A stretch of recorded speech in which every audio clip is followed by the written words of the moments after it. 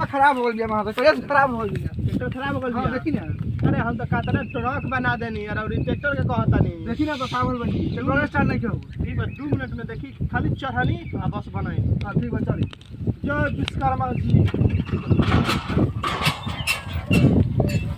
मिस्त्री जी ठीक हो जाई अरे काम ठीक हो जाइए।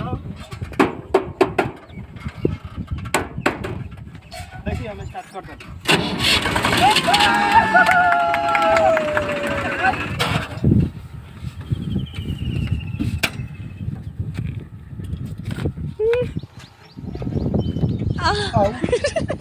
ओके